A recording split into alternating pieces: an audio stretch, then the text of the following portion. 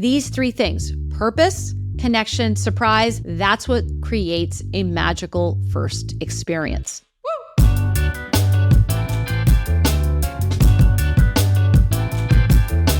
In today's episode, we are covering the magical first experience. The magical first experience is one of those things that, we really stumbled into. And we stumbled into a magical first experience and creating a magical first experience for a couple of reasons. Number one, it was becoming really clear when we looked at communities that did not have any engagement that the first experience was all about logistics, mechanics is another way to sort of think about it, and rules, with very little ways that connected back to those members' best year ever, their big purpose, why they're there, who they're going to meet. And worse, in addition to rules and mechanics and basically homework assignments for people when they first join, there was also only one place to go. And this is true in a lot of, especially like either legacy platforms or like new upstart platforms that just aren't particularly evolved yet, where you go to the chat and the chat is basically the same 5 people just dominating. And those 5 people dominating the chat plus emphasis on rules and mechanics, this community feels like work. This doesn't feel fun. This doesn't feel like it's connected back to the results that I decided to join to achieve. And this is certainly true on other platforms, not so much on Mighty Networks. But I have to go to like some channel, and that's where people are introducing themselves, but no one's actually going to that channel. So no one's actually seeing where the new members are. So we took it from the top and we basically said, okay, if that's the baseline, like the baseline is, mechanics, rules, and a chat with the same 5 people that has no context for a new member, what would create the exact opposite of that? So that's where I'm a huge believer in, number one, thinking about your guidelines as the culture that you're creating. Starting with, what do you want members to do? Because engagement is going to come when you're like, hey, this is what we do here. This is a place where you can show up, and the first thing you can do is explore who else is here. You know what? The best way to explore who else is here, make sure you fill out your profile so you can see similarities between you and other members. Now, listen to that. It's like, this is what's in it for you versus what 9 out of 10 communities do, which is fill out your profile. Fill out your profile for what? Why? What does it actually get me? When you create a magical first experience, you are starting with the benefits, the results. What are you going to do? You're going to meet really cool people, and you want to fill out your profile because they're going to be able to see more about you and be stoked to meet you. Another thing I like to do when it comes to creating a magical first experience for your members is think about those other cultural elements, those other ways of tying the things that you want your members to do to the value that they're going to create. For example, oh my gosh, we have got these Tuesday 9 a.m. live streams that are amazing because you're going to be able to meet other members, and we tackle this month's theme broken down into 4 weekly calendar live stream items, and it's super fun, and you're going to meet people, and it's going to be great.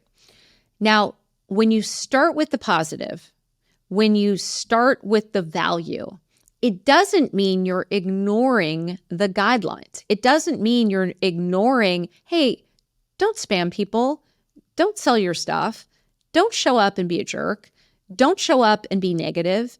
And the real opportunity for you is to emphasize the positive, emphasize the fun. So to recap, the formula for a magical first experience is to reinforce the purpose, Like, why are people here? They are here to meet other people who are going through the same transition, that are excited about having a very similar best year ever, that are really looking forward then to the second component of a magical first experience, which is to meet other members. That's why at Mighty, we've got the People Explorer. It's why every profile shows similarities to you and the member whose profile you're looking at, as well as being able to explore other members who are similar to that member. Kind of obvious stuff, but it's only obvious if you are sitting there with a community where people don't know each other yet, and you gotta find ways to introduce them to each other. And finally, what makes it magical as opposed to just a first experience? Surprise. Surprise. So what could a surprise look like?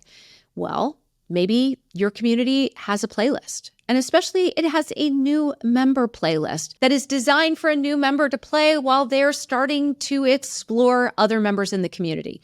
Or they are listening to or watching a video while they are filling out their profile so that they can meet the most interesting people. Or a surprise is your welcome committee of other founding members who might actually be checking out who those new members are and sending them a really nice, quick note. These three things: purpose, connection, surprise, that's what creates a magical first experience. So, I know this is controversial, but I want to encourage you to reframe it into, these are the 10 things we want people to do and why it's valuable to them.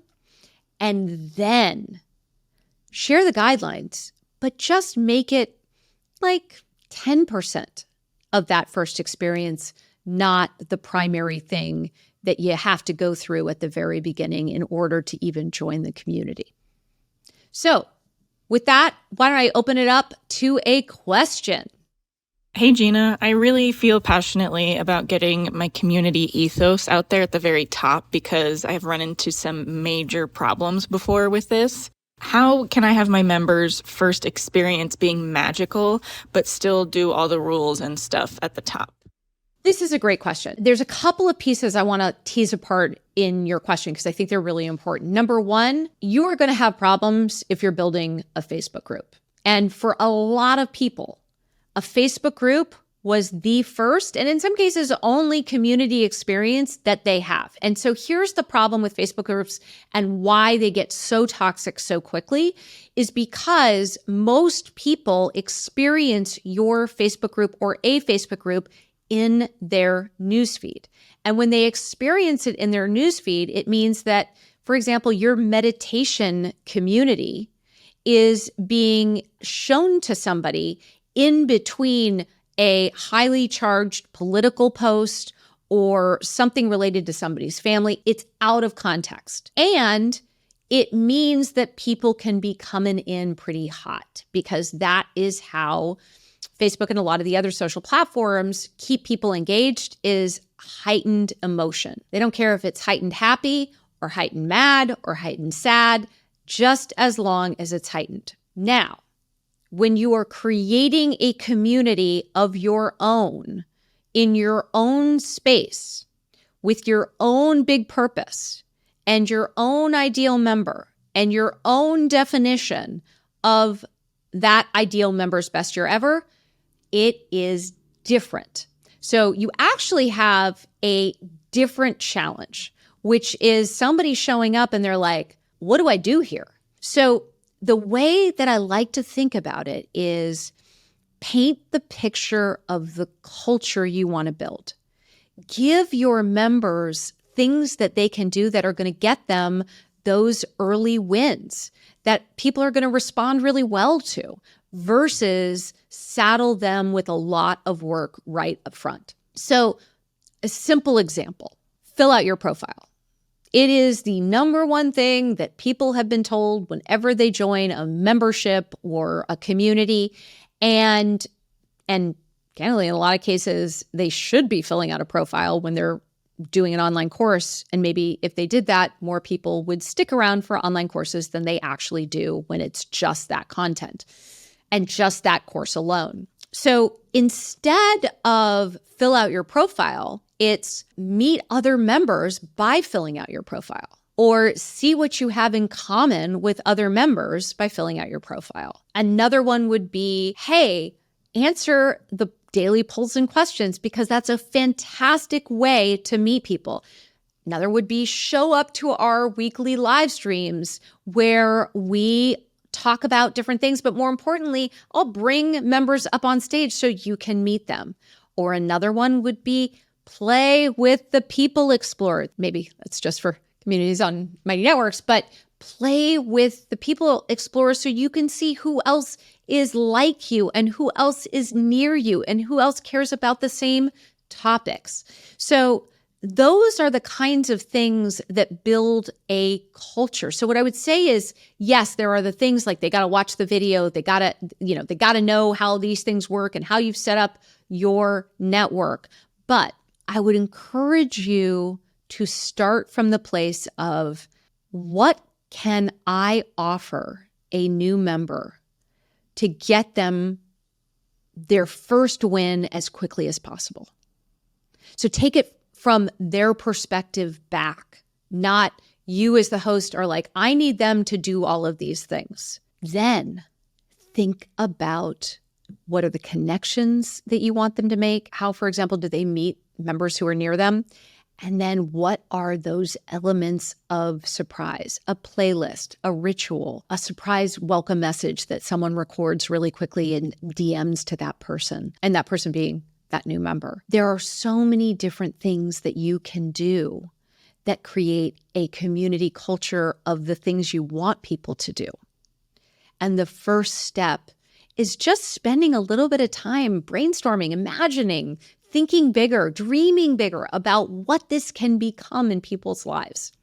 And then obviously make sure that as you are dreaming and thinking, when you launch and go through the dip, and then just make sure you get to workshopping, because that's where all of the magic truly happens. That is what unlocks growth. And when you think about that magical first experience, start with the positive.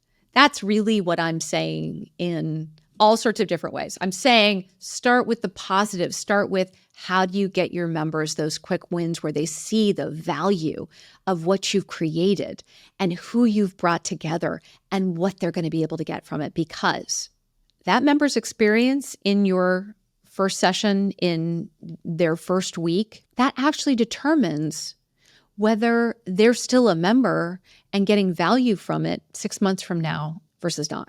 So if you take one thing away from this podcast, from this conversation, it's get your members purpose, reinforce the purpose, reinforce connections, and sprinkle it with surprise that creates a magical first experience. And I'm going to just brag a little bit here. It is easier to create a magical first experience with these three elements on a Mighty network than probably anywhere else. And so if we can help you with that, let us know, because it really does make the biggest difference. So we got People Magic Profit, the masterclass, 10 modules, 9 things that you got to do to create the fastest path to $1 million community. I gotta tell you, the response so far has been absolutely overwhelming, and it's really motivating me to maybe keep doing this. Let me know in the comments if this is something you'd like to see more of. Please let me know on your favorite social media channel if you've got more questions for me. And with that, stay tuned for what's next.